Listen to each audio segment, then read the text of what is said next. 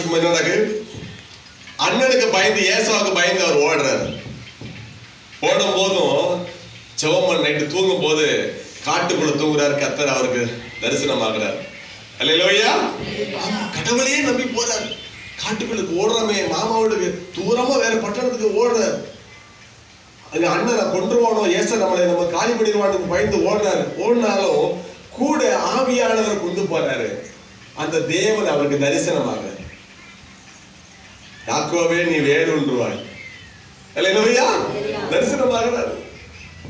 அல்லேலூயா. அப்போ ஒரு கல் எடுத்து தலையை வச்சு அவர் தூங்கும் போது ஏனில தேவதூதர்கள் ஏறுகிறதும் இறங்குகிறதுமான பெரிய தரிசனத்தை பார்க்கிறார். அல்லேலூயா. இது வானத்தின் வாசல். யாக்கோபே நீ வேரூன்றுவாய், யாக்கோபே நீ வேரூன்றுவாய், பூத்து குலுங்கிடுவாய், காய்த்து கனி தருவாய், பூத்து குலுங்கிடுவாய், காய்த்து கனி தருவாய், இந்த பூமி எல்லாம் நிரப்பிடுவாய், இந்த பூமி எல்லாம் நிரப்பிடுவாய். என் மகனே நீ வேரூன்றுவாய், என் மகனே நீ வேரூன்றுவாய். அல்லேலூயா. கர்த்தருக்கு ஸ்தோத்திரம். யாக்கோவுக்கு ஆண்டவர் தரிசனமாகி ஆவியான நான் உன் கூட இருக்கிறேன்னு சொல்றார். இந்த உலக பிரச்சனைகளையும் போராட்டங்களையும் நோய்களையும் கண்டு நீங்க பயப்பட வேண்டாம். பயப்படும் போது நீங்க பயம் வரும்போது நீங்க இயேசுவை பிடித்து கொண்டால், இயேசு கிறிஸ்து மேல விசுவாசம் வைக்கும் போது நான் கூட இருக்கிறேன்னு உனக்கு காட்டுவார். அல்லேலூயா. அப்ப உணர்த்தி கொண்டே இருப்பார். நான் உன் கூட இருக்கிறேன், உன் கூட இருக்கிறேன், உன் கூட இருக்கிறேன்னு காட்டுவார். அல்லேலூயா. கர்த்தருக்கு ஸ்தோத்திரம். திருப்பி அநேக ஆண்டுகளுக்கு பிறகு அந்த யாக்கோபை ஆண்டவர் பல மடங்கு ஆசீர்வதித்து அவன் திருப்பி அவன் அண்ணனை பார்க்க வர்றார். அல்லேலூயா. வரும்போது பெரிய ஆசீர்வாதத்தோடு வருகிறார். அல்லேலூயா. கர்த்தருக்கு ஸ்தோத்திரம். ஆவியான நம்பி எங்க போகும் போதும், எந்த வேலையை செய்யும் போது நம்பி கால் எடுத்து வைக்கும் போது உனக்கு கர்த்தர் வெற்றியை கொடுப்பார். அல்லேலூயா. பலத்தினாலும் அல்ல, பராக்கிரமத்தாலும் அல்ல, என்னுடைய ஆவியினாலே ஆகும். அடுத்த வசனம் வாசிக்கும் போது, செருபாபேல் பெரிய பர்வதமே நீ எம்மாத்திரம். வாசிங்க சகரியா 4ஆம் அதிகாரத்துல நம்ம பார்க்கிறோம். சகரியா 4ஆம் அதிகாரம். யார் வாசிங்க? எடுங்க பாப்போம். பெரிய பர்வதமே நீ எம்மாத்திரம். 7 நீ எம்மாத்திரம், செருபாபேலுக்கு முன்பாக நீ சமபூமியாவாய். அல்லேலூயா. பெரிய பர்வதமே, பெரிய மலை போல உனக்கு பிரச்சனை இருக்குதா? நான் அபிஷேகம் பண்ணினேன் செருபாபேலுக்கு முன்பாக நீ சமபூமியாவாய். அல்லேலூயா. அதான் கர்த்தருடைய வார்த்தை. தலைக்கல்லை அவன் கொண்டு வருவான், அதற்கு கிருபை உண்டாவதாக, கிருபை உண்டாவதாக என்று ஆர்ப்பரிப்பார்கள். செருபாபேலை தேவன் அபிஷேகம் பண்ணிட்டார். சாமுவேல் முருகனை தேவன் அபிஷேகம் பண்ணிட்டார். பழனியை அபிஷேகம் பண்ணிட்டார். ஆதாம் முருகனை அபிஷேகம் பண்ணிட்டார். சங்கரை அபிஷேகம் பண்ணிட்டார். ஜோதியை அபிஷேகம் பண்ணிட்டார். அல்லேலூயா. தாமோதரன் தேவன் அபிஷேகம் பண்ணிட்டார். அல்லேலூயா. பெரிய பர்வதம் போல பிரச்சனை உனக்கு முன்னாடி வந்தால் அது சமபூமி ஆகும். ராமே சொல்லுங்க பாப்போம். அல்லேலூயா. அந்த விசுவாசம் எத்தனை பேருக்கு இருக்கு? அல்லேலூயா. அதற்கு சொல்ற பிசாசு அந்த பர்வதத்தை காப்பான். பெரிய பிரச்சனை பாஸ்டர், இது எப்படித்தான் நான் என்ன செய்ய போறேன்னு தெரியல, எனக்கு பயமா இருக்கு, பிரச்சனையா இருக்கு.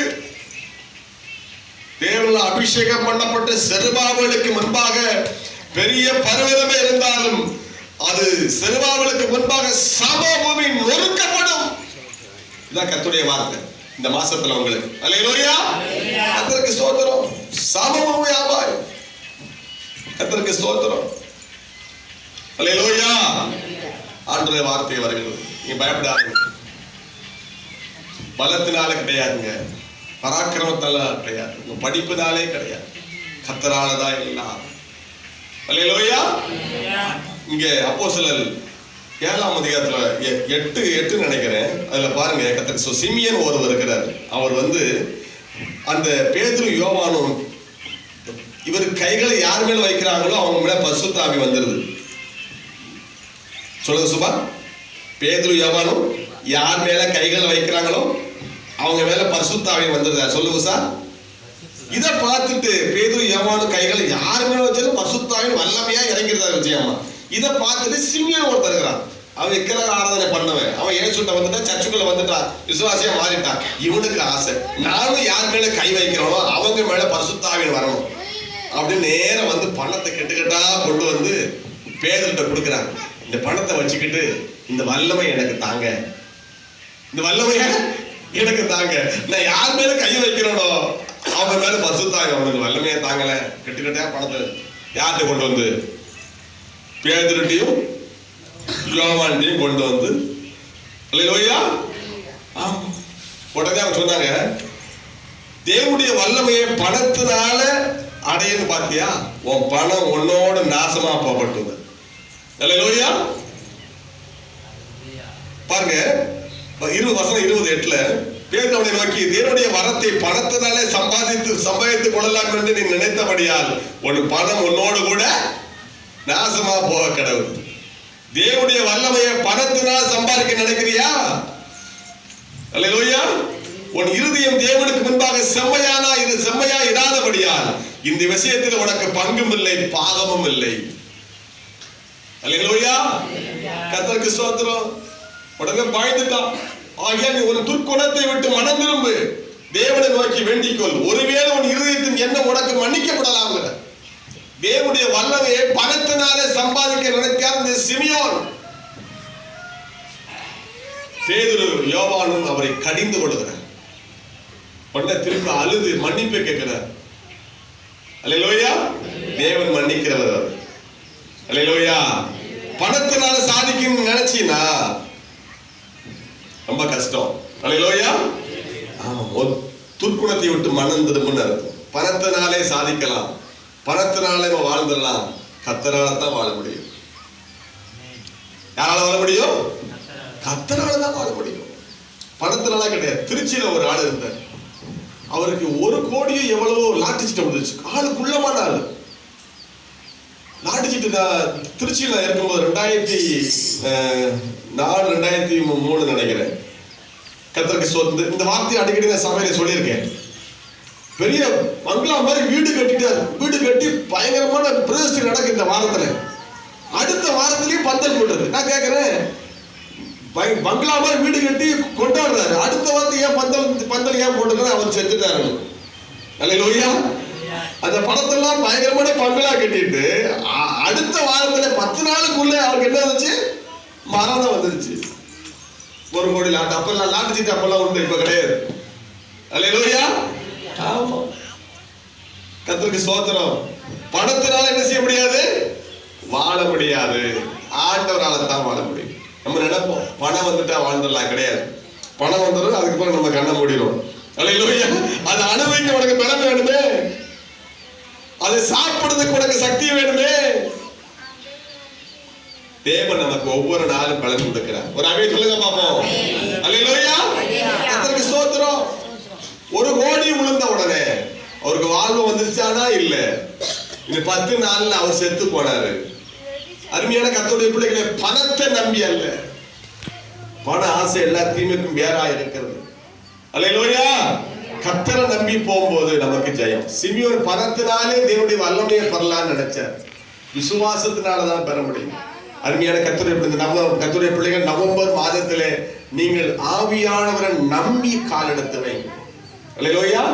ஆவியானவரை நம்பி ஒரு காரியத்தை செயல்படுத்துங்க. ஜெபம் பண்ணி ஒரு வேலைக்கு போங்க. ஜெபம் பண்ணி ஒரு பொருளை வாங்குங்க. நீ ஜெபம் பண்ணி வாங்கும் போது ஜவுளி கடைக்கு போனாலும் 100 சேலையை பிரட்ட வேண்டிய அவசியம் இல்லை. 100 துணியை தூக்கி அந்த கடைக்காரனை கஷ்டப்படுத்த வேண்டிய அவசியம் இல்லை. நீ ஜெபம் போன உடனே இந்த சேலை தான் எடுத்து வந்துடலாம். அல்லேலூயா. அப்படிதானே? இந்த கடை சரி, இன்னொரு கடைக்கு வரை போய் 4 கடையை தாண்டி 4 கடைக்காரனை கஷ்டப்படுத்திட்டு வேண்டாம். அல்லேலூயா. ஸ்தோத்திரம். நீங்க ஜெபத்தோடு போகும்போது அல்லேலூயா உங்க மனசு நிறைவா இந்த சேலை தான், இந்த சட்டை தான் முடிச்சு வந்துடலாம். அவன் சந்தோஷப்படுவான், ஐயோ நல்லா இருப்பாருமா கடைக்காரன். அடுத்தது அல்லேலூயா, இப்படியாவது வந்து நல்லா இருக்கிற கிடைக்கணும். கர்த்தருக்கு ஸ்தோத்திரம். நம்முடைய மனசு அலைச்சலினால என்ன செய்ய, 100 துணியை தள்ளிட்டு இன்னும் சரியில்லைன்ட்டு அடுத்த கடைக்கு போய் அங்க 100 துணியை தள்ளி விட்டுட்டு கடைசியில ஒண்ணு மொத்த துணியை விட்டு வந்துடும். அல்லேலூயா, கர்த்தருக்கு ஸ்தோத்திரம். ஜெபத்தோடு கூட நீங்க ஒவ்வொரு வேலையை செய்தாலும், எங்க போனாலும், பிரயாணம் போனாலும் கர்த்தரை நம்பியே நீங்க போகணும். ஆண்டவனுக்கு விசுவாசமா போகணும். பலத்தினாலும் அல்ல, பராக்கிரமத்தினாலும் அல்ல, என்னுடைய ஆவியினாலே ஆகும்.